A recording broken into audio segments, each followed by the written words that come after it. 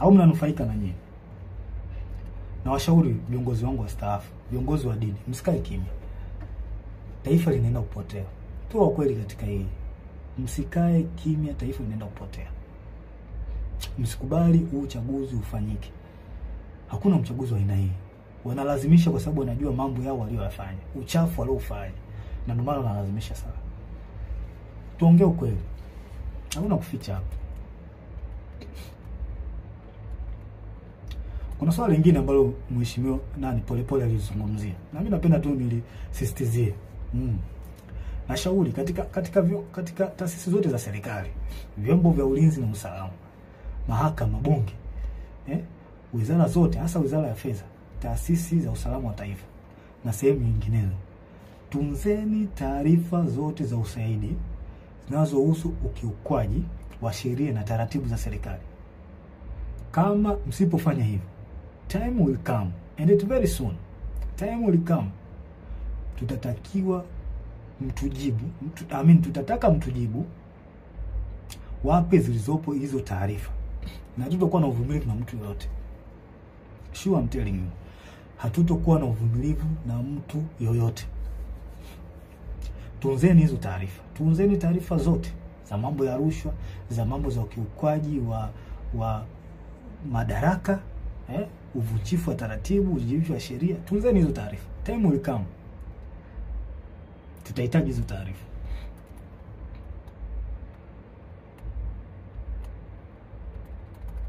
Hatuwezi kuacha mambo yanaenda hivi hivi tu kwenye taifa. Yaani sasa tutakuwa ni taifa la aina gani?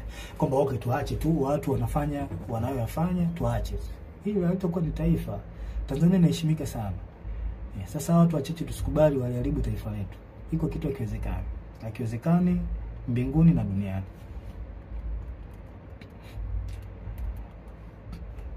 Pia nashauri wanasiasa na baadhi wakuu wa vyombo vya ulinzi na usalama, hebu tuache kutengeneza psychological fear kwa Tanzania. Hayo mambo yashapitwa na wakati. Tuache kutengeneza psychological fear kwa Tanzania, kutisha mara sio kupita mitaani. Hayo mambo yashapitwa na wakati. Tuwe watu wa kisasa, tuwe watu ambao tunafikiria positively, Hayo mambo yashapitwa na wakati. Uwezo kutumia njia hiyo ya miaka yote, kwa sababu ilikusaidia kipindi kile na kipindi hiki basi kitakusaidia. Tuache. Waache wa Tanzania wafanye mambo yao kwa mujibu wa katiba. Kama issue ya maandamano ipo kwa mujibu wa sheria na katiba. Waacheni wafanye haki yao. Kwa nini mnatengenezea mazingira ya kuwatisha? Hii jambo sio jambo zuri. Na tunavunja katiba mnapofanya hivyo. Maana mkifanya hivyo mnaongozea hasira wa watu. Mwisho wa siku wanakomaa, wanazoea, wanaona kumbe watafanya hivi,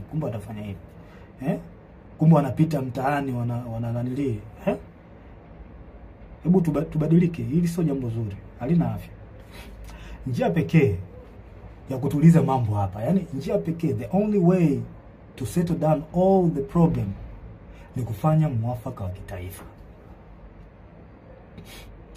Hiyo ndio njia pekee ambayo itasaidia haya yote kuliko kuwatisha. Na watishaji wananchi, watu wenu, walipa kodi hawa, wake zenu hawa, marafiki zenu, ndugu zenu, wachumba zenu, ndio hawa wako ulaiani. Kwa hiyo mnawatisha. Kwa nini mnawatisha? Sio jambo zuri. The only way ni kufanya mwafaka wa kitaifa, kudumisha upendo na amani katika taifa, na sio kuwatisha raia. Mimi sikubaliani nayo, iko kitu na sikipendi. Tunataka tujue pia huu mwaka ni tofauti. Hili swala halihusu chama fulani, eti sio chama cha upinzani. Hapana, hili swala ni la taifa. Tusome alama za nyakati tuone. Hili swala linahusu taifa. Sio swala la Chadema hili swala. Kwa mwaka huu mnabidi muangalie hata nyenye utofauti wa huu mwaka. Watu waalizishwa nao endelea nchini. Mwafaka wa kitaifa unahitajika. Na ningependa niwashauri wa Tanzania, wananchi, sincerely, mpo katika right track. mnachokifanya au mnachotaka kukifanya, sijui maandamano, mbo sahihi. Mbo sahihi kwa sababu hata baba wa taifa ameliongelea hilo. Kombo katika right track. Mna baraka zote kutoka kwa baba wa taifa, mna baraka zote kutoka kwa Mungu na hata kwangu. Na pia mnatakiwa mtambue kwamba asilimia kubwa ya wanajeshi wapo upande wenu. Wengi hawezi kutoka hadharani kama nilivyotoka mimi. Kwa sababu sio ujasiri wa kila mtu ambaye anaweza kufanya hivi. Ila mtambue wanajeshi wengi na askari hata kwenye polisi huko na sehemu nyingine wapo upande wenu. Hapo upande wenu kabisa. Na kwa sababu mnachokisimamia ni haki na kinaonekana, basi jua hata baba wa haki ni Mungu wetu, Mungu wa mbinguni, yupo upande wenu. Hakuna kuogopa wala kutia huruma. Hili naliongea kwa msisitizo. Hakuna kuogopa wala kutia huruma. Na ole wake. Yaani hapa naliongea sasa kwa kumaanisha ole wake polisi au mtu yoyote atakayewazuia Watanzania kutimiza haki yao kikatiba. Siku inakuja, I promise you, siku inakuja tutakuuliza kwa nini ulikubali kupokea amri ya kuwazuia hao watu au kuwaua au kuwazuru. Kwa nini ulikubali kufanya hivyo? Najua muamini, lakini siku iko njiani. Hatuwezi kuacha taifa lipotezwe na watu wachache. Iko kitu akikubali. Hakikubaliki hata kidogo. Hayo mambo 6 yalikuwa ushauri wangu kwa wakuu wangu. Kwa hiyo kama mkiona inafaa kutekeleza, basi itakuwa jambo la heri, itakuwa jambo zuri, kwa sababu lengo ni kulisaidia taifa letu, kuliokoa katika hiki kipindi. Na tusidharau kwamba hakuna hatari. Hatari ipo na ni kubwa sana. Sasa jambo lingine la mwisho, ningependa tu niwashauri wasanii na ma-influencers, wasanii mbalimbali na ma-influencers, vioo vya jamii hao wanajiita. Wasanii, jitahidini mkae upande wa wananchi. Huo ni ushauri ambao nawapa, japo sio wa ulazima sana, ila ningependa niwashauri mkae upande wa wananchi. Jifunzeni kwa wasanii wengine wa nchi nyingine. Matatizo kama haya yakitokea, angalieni woga wanakaa upande gani. Huo ni ushauri wangu wa bure na ni mzuri kabisa.